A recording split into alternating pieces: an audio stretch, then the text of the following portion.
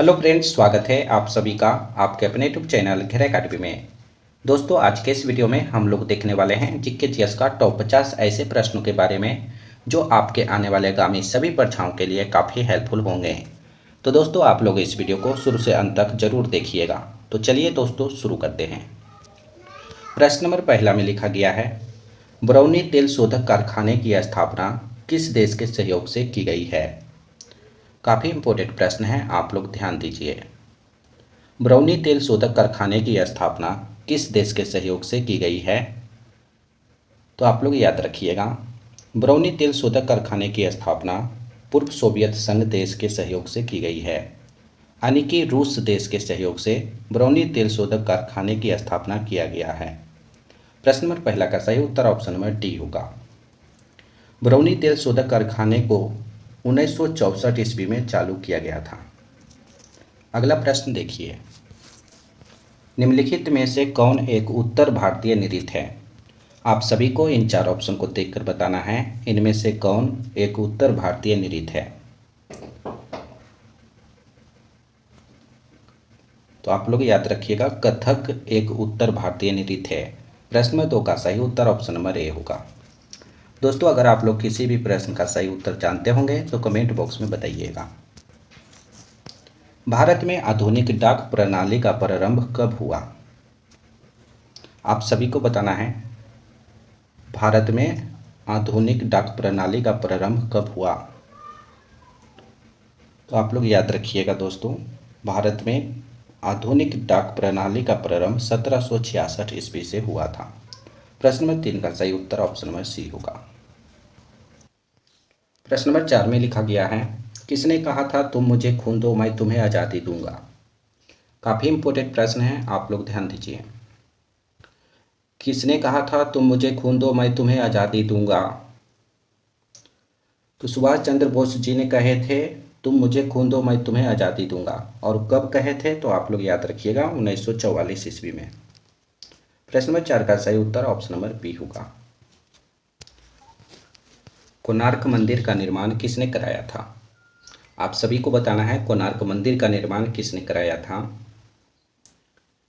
तो आप लोग याद रखिएगा, कोणार्क मंदिर का निर्माण गंगा वंश के राजा नरसिंह देव प्रथम ने करवाया था।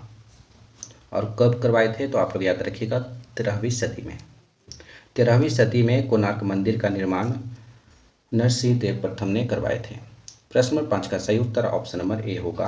अगला प्रश्न देखिए, कौन सा एक किसी मृत व्यक्ति का स्मारक नहीं है। इन चार ऑप्शन को देखकर आप सभी को बताना है, इनमें से कौन सा एक किसी मृत व्यक्ति का स्मारक नहीं है। तो चार मीनार किसी मृत व्यक्ति का स्मारक नहीं है, आप लोग याद रखिएगा।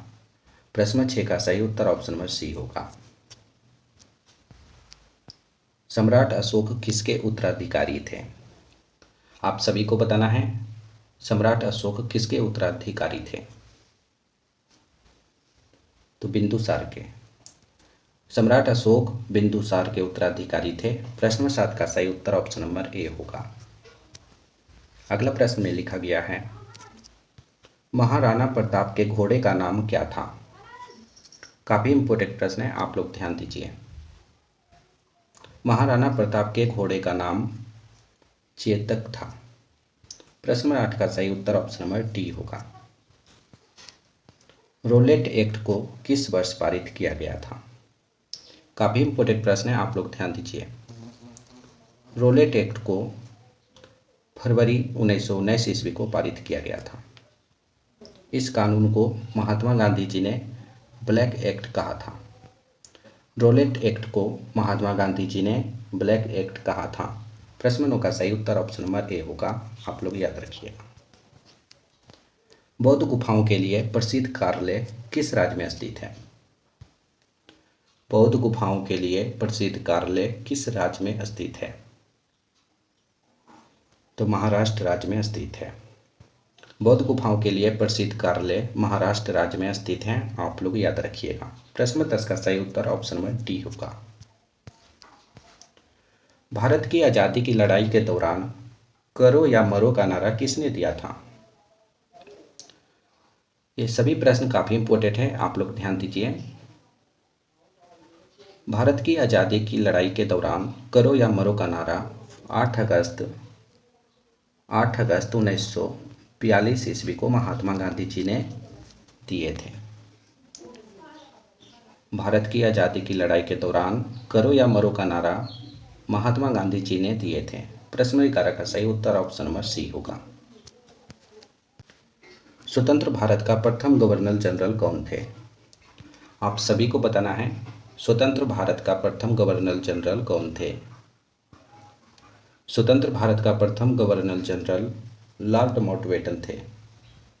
प्रश्न 12 का सही उत्तर ऑप्शन नंबर डी होगा। गौतम बुद्ध को ज्ञान कहाँ प्राप्त हुआ था? आप सभी को इन 4 ऑप्शन को देखकर बताना है गौतम बुद्ध को ज्ञान कहाँ प्राप्त हुआ था। गौतम बुद्ध को बोध गया में ज्ञान प्राप्त हुआ था। प्रश्न 13 का सही उत्तर ऑप्शन नंबर सी होगा। चाणक्य का एक अन्य नाम क्या था? चाणक्य को किस नाम से जाना जाता था? आप सभी को बताना है। चाणक्य को विष्णुगुप्त के नाम से जाना जाता था, यानी कि प्रश्न नंबर 14 का सही उत्तर ऑप्शन नंबर ए होगा।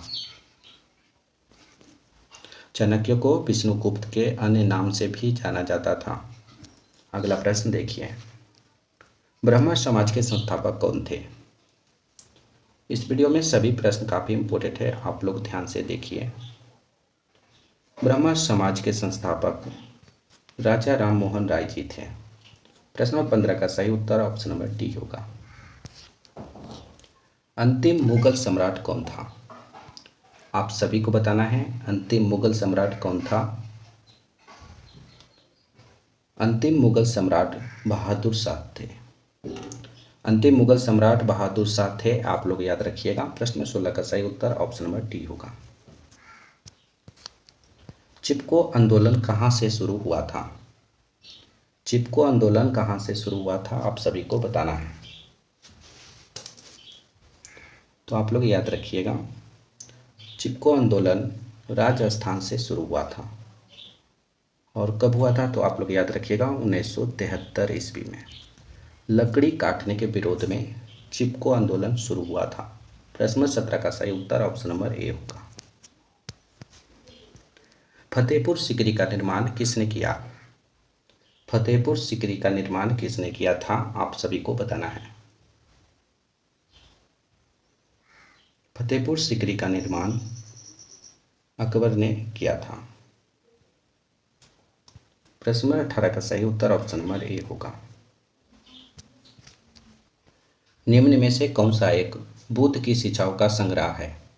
आप सभी को इन 4 ऑप्शन को देखकर बताना है इनमें से कौन सा एक बुद्ध की शिक्षाओं का संग्रह है। तो आप लोग याद रखिएगा, त्रिपिटक एक बुद्ध की शिक्षाओं का संग्रह है। प्रश्न 19 का सही उत्तर ऑप्शन नंबर सी होगा। अगला प्रश्न में लिखा गया है, इंडियन नेशनल आर्मी की स्थापना किसके द्वारा की गई थी? इंडियन नेशनल आर्मी की स्थापना किसके द्वारा की गई थी? तो आप लोग याद रखिए, इंडियन नेशनल आर्मी की स्थापना सुभाष चंद्र बोस के द्वारा की गई थी। प्रश्न 20 का सही उत्तर ऑप्शन नंबर सी होगा। प्लासी की लड़ाई किस नदी के तट पर हुई थी? काफ़ी इंपॉर्टेंट प्रश्न है, आप लोग ध्यान दीजिए। प्लासी की लड़ाई किस नदी के तट पर हुआ था? प्लासी की लड़ाई 1757 ईस्वी में हुआ था। भागीरथी नदी के तट पर हुआ था, आप लोग याद रखिएगा। प्लासी की लड़ाई भागीरथी नदी के तट पर हुई थी। प्रश्न नंबर 21 का सही उत्तर ऑप्शन नंबर सी होगा। किस मुगल शासक ने ताजमहल बनवाया है? आप सभी को बताना है किस मुगल शासक ने ताजमहल बनवाया है। तो आप लोग याद रखिएगा, शाहजहां ने ताजमहल बनवाया है। प्रश्न नंबर 22 का सही उत्तर ऑप्शन नंबर बी होगा। पवन ऊर्जा के उत्पादन में भारत का विश्व में कौन सा स्थान है? ये सभी प्रश्न काफ़ी इंपॉर्टेंट है, आप लोग ध्यान दीजिए। पवन ऊर्जा के उत्पादन में भारत का विश्व में चौथा स्थान है। आप लोग याद रखिएगा, पवन ऊर्जा के उत्पादन में भारत का विश्व में चौथा स्थान है। प्रश्न नंबर 23 का सही उत्तर ऑप्शन नंबर बी होगा। भारत में किस प्रकार के विद्युत का सर्वाधिक उत्पादन होता है? आप सभी को बताना है भारत में किस प्रकार के विद्युत का सबसे ज़्यादा उत्पादन होता है। तो भारत में ताप विद्युत का सबसे ज़्यादा उत्पादन होता है। प्रश्न नंबर 24 का सही उत्तर ऑप्शन नंबर बी होगा। ग्रामीण विद्युतीकरण निगम की स्थापना कब की गई थी? आप सभी को बताना है ग्रामीण विद्युतीकरण निगम की स्थापना कब की गई थी। ग्रामीण विद्युतीकरण निगम की स्थापना 25 जुलाई 1969 ईस्वी को की गई थी। यानी कि प्रश्न नंबर 25 का सही उत्तर ऑप्शन नंबर ए होगा। अगला प्रश्न देखिए, भारत में सबसे ज़्यादा ताप विद्युत उत्पादन करने वाला राज्य कौन सा है? आप सभी को बताना है भारत में सबसे ज़्यादा ताप विद्युत उत्पादन करने वाला राज्य कौन सा है। तो आप लोग याद रखिएगा, भारत में सबसे ज़्यादा ताप विद्युत उत्पादन करने वाला राज्य महाराष्ट्र राज्य है। 2019 के अनुसार पहले नंबर पर महाराष्ट्र है और दूसरे नंबर पर उत्तर प्रदेश है। पहले नंबर पर महाराष्ट्र और दूसरे नंबर पर उत्तर प्रदेश। प्रश्न नंबर 26 का सही उत्तर ऑप्शन नंबर बी होगा। भारत में लिग्नाइट कोयले का सबसे बड़ा उत्पादक कौन है? भारत में लिग्नाइट कोयले का सबसे बड़ा उत्पादक राज्य कौन सा है? आप सभी को बताना है। भारत में लिग्नाइट कोयले का सबसे बड़ा उत्पादक राज्य तमिलनाडु राज्य है। आप लोग याद रखिएगा, भारत में लिग्नाइट कोयले का सबसे बड़ा उत्पादक राज्य तमिलनाडु राज्य है। प्रश्न नंबर 27 का सही उत्तर ऑप्शन नंबर बी होगा। अगला प्रश्न देखिए, प्रश्न नंबर 28 में लिखा गया है कृष्ण क्रांति का संबंध किससे है? आप सभी को बताना है इन चार ऑप्शन को देखकर कृष्ण क्रांति का संबंध किससे है। कृष्ण क्रांति का संबंध खनिज तेल उत्पादन से है। प्रश्न नंबर 28 का सही उत्तर ऑप्शन नंबर बी होगा। जानकी रमन समिति का गठन किस उद्देश्य से किया गया था? आप सभी को बताना है जानकी रमन समिति का गठन किस उद्देश्य से किया गया था। जानकी रमन समिति का गठन बैंकों की प्रतिभूतियों के सौदे की जांच हेतु के लिए किया गया था। प्रश्न 29 का सही उत्तर ऑप्शन नंबर डी होगा। इन सभी को आप लोग याद रखिएगा। नायक समिति का संबंध किससे है? आप सभी को बताना है नायक समिति का संबंध किससे है। नायक समिति का संबंध लघु उद्योग से है। प्रश्न नंबर 30 का सही उत्तर ऑप्शन नंबर बी होगा। भारत का वित्तीय वर्ष कब से शुरू होता है? भारत का वित्तीय वर्ष कब से शुरू होता है? आप सभी को बताना है। भारत का वित्तीय वर्ष 1 अप्रैल से शुरू होता है और 31 मार्च तक चलता है। आप लोग याद रखिएगा, वित्तीय वर्ष 1 अप्रैल से शुरू होता है, 31 मार्च तक चलता है। प्रश्न नंबर 31 का सही उत्तर ऑप्शन नंबर सी होगा। सामान और सेवा कर लागू करने वाला पहला देश कौन था? आप सभी को बताना है जीएसटी लागू करने वाला पहला देश कौन था। सामान और सेवा कर या जीएसटी लागू करने वाला पहला देश फ्रांस देश था। फ्रांस देश ने 1954 ईस्वी में जीएसटी को लागू किया था। भारत देश में 2017 को लागू किया गया था। प्रश्न नंबर 32 का सही उत्तर ऑप्शन नंबर बी होगा। भारतीय संसद द्वारा पारित जीएसटी संविधान संशोधन विधेयक को स्वीकृति देने वाला पहला भारतीय राज्य कौन सा है? ये सभी प्रश्न काफ़ी इंपॉर्टेंट है, आप लोग ध्यान दीजिए। भारतीय संसद द्वारा पारित जीएसटी संविधान संशोधन विधेयक को स्वीकृति देने वाला पहला भारतीय राज्य कौन सा है? तो आप लोग याद रखिएगा, भारतीय संसद द्वारा पारित जीएसटी संविधान संशोधन विधेयक को स्वीकृति देने वाला पहला भारतीय राज्य असम राज्य है। यानी कि प्रश्न नंबर 33 का सही उत्तर ऑप्शन नंबर सी होगा। इस वीडियो में सभी प्रश्न काफ़ी इंपॉर्टेंट है, आप लोग वीडियो के अंत तक बने रहिए। भारतीय संविधान में आपातकाल किस देश से लिया गया है? भारतीय संविधान में आपातकाल किस देश से लिया गया है? तो आप लोग याद रखिए जर्मनी देश से। भारतीय संविधान में आपातकाल जर्मनी देश से लिया गया है। प्रश्न 34 का सही उत्तर ऑप्शन नंबर बी होगा। प्रारूप समिति का गठन कब हुआ था? प्रारूप समिति का गठन कब हुआ था, आप सभी को बताना है। प्रारूप समिति का गठन 29 अगस्त 1947 ईस्वी को हुआ था। प्रश्न नंबर 35 का सही उत्तर ऑप्शन नंबर बी होगा। अगला प्रश्न देखिए, राष्ट्रीय विकास परिषद का गठन कब हुआ था? आप सभी को बताना है, राष्ट्रीय विकास परिषद का गठन कब हुआ था? राष्ट्रीय विकास परिषद का गठन आप लोग याद रखिएगा 6 अगस्त 1952 ईस्वी को हुआ था। राष्ट्रीय विकास परिषद का गठन 6 अगस्त 1952 ईस्वी को हुआ था, यानी कि प्रश्न नंबर 36 का सही उत्तर ऑप्शन नंबर सी होगा। भारतीय संविधान को तैयार करने में कितना समय लगा था? आप सभी को बताना है, भारतीय संविधान को तैयार करने में कितना समय लगा था? भारतीय संविधान को तैयार करने में 2 साल 11 महीने 18 दिन का समय लगा था। प्रश्न नंबर 37 का सही उत्तर ऑप्शन नंबर बी होगा। अगला प्रश्न देखिए, दोस्तों अभी तक इस वीडियो में एक लाइक नहीं किए हैं तो एक लाइक कर दीजिए। अगला प्रश्न देखिए, संविधान सभा की पहली बैठक कब हुई थी? संविधान सभा की पहली बैठक कब हुई थी? संविधान सभा की पहली बैठक 9 दिसंबर 1946 ईस्वी को हुई थी।